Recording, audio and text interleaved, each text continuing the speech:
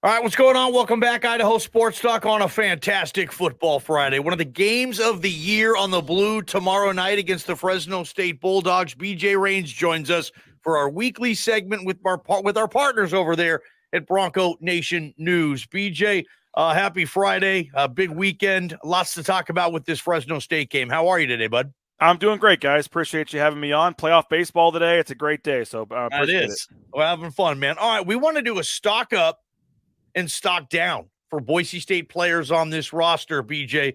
Let's start with stock up. Give me on offense 2 players whose stock is up this season for you. Well, I mean, this may be a cop-out at this point, but right now I'm going to say George Holani. I mean, look at what he's done. We talked about coming into the season, needing him to be that guy, and the last 2 seasons haven't gone great, but to be at 392 rushing yards right now, he had 2 rushing touchdowns total the previous 2 seasons, and he's already at 3. So, I mean, you look at the 100-yard games, too. He only had 300-yard games back in that year where he had 1,000-yard rushing in 2019. He's already got 2 here in 2022. So I think this new offense is tailoring very nicely to George Holani. He's going to get a lot of rushing yards. He's playing well. And even in the receiving game, he only had 13 receptions last year. He's already got 14 this year. So it looks like George Holani's in a really good place. They're going to lean on him, and I feel really good about where he's at right now. So I think George Holani is certainly a stock up. And with that, I think is the offensive line. And if we want to go one player, I'll go Will Farah, the center, but I'm going to put the whole offensive line in there as well because it's been bad. It has not gone well. And even in the first half, it wasn't great. And they're still not like perfect right now. But the running game certainly looks like that's the strength of the offensive line. That's what they're going to lean on. I think it's looking, pretty good right now. And what Will's done coming in the last 2 games, taking over, starting at center. I mean, they had 316 rushing yards in the last game. So they're going to need the offensive line to continue playing well. But I thought that second half, they really started to open some holes and things. And I thought Will Farah at center and the offensive line, had their best half of the year the other day.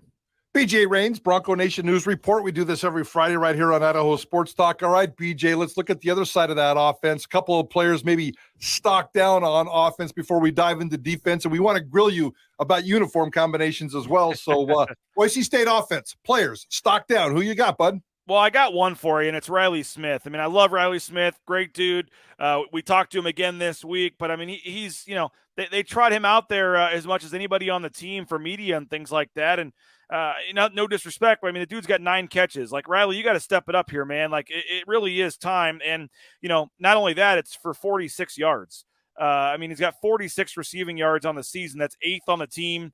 9 catches and 0 touchdowns for Riley Smith. So I really like Riley Smith. Great guy, team leader, could be a captain at some point. But for me, I know the tight ends aren't heavily involved, but in this offense now, a lot of these shorter passes I'm expecting from Taylon Green, I think the tight end position has a chance to really take a step forward. And for me, Riley Smith is a guy that it's like, all right, man, you've been here 4 or 5 years now. It's time to step up. I know he missed 1 game due to injury, but 9 catches on the season, that's not enough for me for Riley Smith. Yeah, I would agree with that. And Riley Smith has always been one of my personal favorite players on this football team. I've talked about him for 4 years, and I've been waiting for him to bust out for 4 years. In defense of my favorite football player on this roster, because you're not wrong, but I did want to ask you this, because coaches have talked about with maybe some issues with the offensive line, especially with the pass protection. How much are the tight ends being asked to do some edge protection to cover for the offensive line? And is that taking away from Riley Smith's production? And it probably is. And I should mention Riley Smith, it looked like he had a touchdown. Was it the New Mexico game, I believe, where they overturned the call and changed it? So he should have maybe had 1 touchdown. It looked like a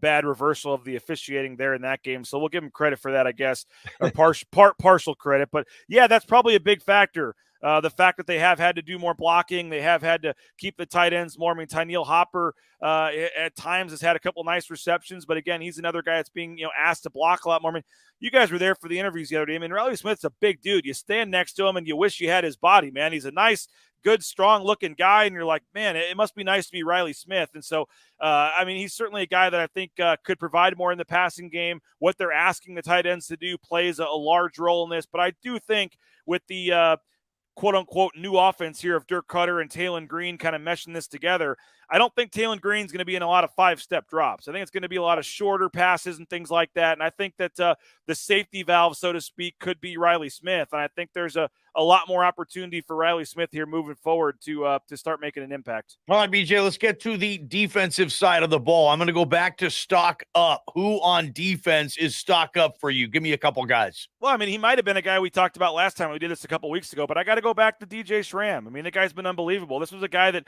was the backup to Zeke Noah, and I'll be honest, when I saw they were moving him over to the competition at the other spot, I thought it was just I don't know why they were doing it. I didn't think it was going to matter. I did not expect DJ Schramm to be a starting player for this team. He's come out of nowhere, 44 tackles after having 36 the 3 previous seasons. He's already been in double-digit tackles 3 of the 5 games this year. 44 tackles, leading the team by a large margin. 13 is next with J.L. Skinner. You look at the last game, he had 11 tackles against San Diego State, but 9 of them were solo tackles. So he's really stepped up. He had the forced fumble. He was the Mountain West Defensive Player of the Week. Been very impressed with DJ Schramm. And, oh, by the way, either of you guys know where he's from? Yeah, kind of. We've studied DJ Schramm, but he did spend a large portion of his life in Fresno, right? Yeah, Fresno, California. Clovis West High School going up against Fresno State on Saturday. So I'm sure Fresno State's wishing they had a guy like DJ Schramm in their linebacking core. So DJ Schramm for me has been big, and I think it's been pretty cool to see what he's done. And I'm going to go for another guy that the last time we did this, I had him on stock down. And now he's stock up, and that's George Tarless. George Tarless has stepped up big time the last couple of games. He's 21 tackles for the season, which is 4th. He leads the team in tackles for loss with 6, leads the team in sacks with 4, leads the team with 5 quarterback hurries. And, oh, yeah, he had 0 of any of that in the first game of the season. So he's done all that in the last 4 games. The last 2 games in particular, he had 14 tackles. He had 2 sacks against San Diego State. We got on him a little bit early in the season, but George Tarless has stepped up. He's proven that he can play at this level and has been an impact player. And, with Shane Irwin going out, they've needed production on the edge. Dimitri Washington has played pretty well as well. I considered him, but I'm going George Tarless, man. Now, we got on him after the first game, but the last 4 games, he's averaging 5+ tackles and a sack each of those games. He's been really impressive. BJ Rains, Bronco Nation News Report. It's hard to find one, probably. I don't even know if you have one because this defense is so stinking good. There has been some exposed holes with this defense, though. Anybody on your defense, stock down? Well, I'm going to go, and this is not because he hasn't played good. I just think the expectations coming in and what we think of Scott Matlock, I just think that from a production standpoint, and again, part of this is teams are double teaming him. He's handling a lot of the issues that are opening things up for guys like DJ Schramm. But Scott Matlock, if you want to be a mid-round draft pick, you got 15 tackles in 5 games. I think Scott Matlock needs to step it up a little bit. He's only got half a sack. I mean, he had 7 sacks last season for Scott Matlock, led the team, and he's got half a sack this year, which is 5th. And he's got 2.5 tackles for loss, which is 6. So Scott Matlock's, by all accounts, having a good year. He's playing well. He's taking on a lot of double teams. But in terms of the stat line and the actual production, it's not a Scott Matlock type season. And I'll lump in the whole kind of defensive tackle group. Jackson Craven, 6 tackles. Divine Obacheri, 4 tackles. Herbert Gums has 10 tackles, but only 1 sack combined of those 3 guys. Your 4 interior guys have 1.5 combined sacks on the season. I feel like that, the defense has played great. You're right, Prater. I'm kind of trying hard to find something here, but I think the interior of the defensive line could be a little better from a production standpoint. And Scott Matlock, you're a team captain. You're a guy like you're having a good year, but let's turn it into a great year and try to find a couple sacks here. All right, let's dive into Uniform Gate, BJ. I was snooping around on your Twitter page last night. You were fighting the masses. You made me proud. It's kind of Prater. What else is new? What else is new? I like it. That ends in Y. Boise State tomorrow is going to wear the black and blue. You love the blue on blue, and you were fighting with not only fans, you were fighting with some players last night. You are blue on blue, don't you? I wouldn't say fighting with players. I had a couple that responded back that disagreed with me, and I kind of left it at that. But not trying to get in any trouble here with our friend Craig Lawson. But I did. I think Boise State tries a little too hard sometimes. They try to get cute. They try to do the special, cool thing. And, yeah, I just checked. I'm at 56 comments on the tweet, 67 likes. But I'd say it was 75-25. There was people that liked it, people that didn't like it. I just don't get the need for a homecoming game at home to have black helmets and black pants. Like, you're Boise State. You have a blue field. You have this tradition, this history. You got people like Rocky Long that get pissed off and don't like when you wear the all blue on the blue. Like, embrace that, man. Like, wear all blue on the blue 6 games, a year, and that's it. Like, you want to wear the black and blue for a road game or the white pants we saw last week. I didn't like that either. Like, I don't get it. Like, and again, there's no right or wrong opinion here. It's just my personal opinion. I don't like the black pants and the black jacket or the black helmet. But if you want to, feel differently and say you love it and the recruits love it and all this stuff and they're telling me to get off my lawn, guy, and all this kind of stuff, like that's fine. I get it. But me personally, if I'm Boise State, I got a blue field. That's pretty cool. And I got all blue uniforms and there's a history there. I'm doing nothing but all blue. And particularly it's homecoming. If you want to go retro or something, that's fine. But it's homecoming weekend and you got black pants and black helmets. It just looked weird to me when I saw the pictures come out. Do you know whose decision is this? Is there a selective group of players that get to make this decision? Is it the administration? Do you know where this comes from? Who made the final say? Who was like, yes, okay, black, blue, black? I mean, do we even know? I will say this, in previous years with Harsin, they had kind of a leadership council, which was like 15 players or something, one of every position. They got together in the summer, and this stuff was decided before the season even started, what the uniforms were going to be. So this isn't something where on Monday morning the players are like, ooh, what should we go this week? Like, this stuff's been decided a long time ago. You can tell because they got the orange out coming out for the Colorado State game. This morning on my show, Jay Tuss unfortunately reminded me that they have a blackout for the Byu game coming up. So I guess it's going to be all black uniforms at home for that one. Wow. And honestly, I don't even have as much of a problem with that. The blue jersey just kind of looks weird between but it is what it is. But if it goes the way it has in the past, yes, this is a player-led thing, and it's decided months ago.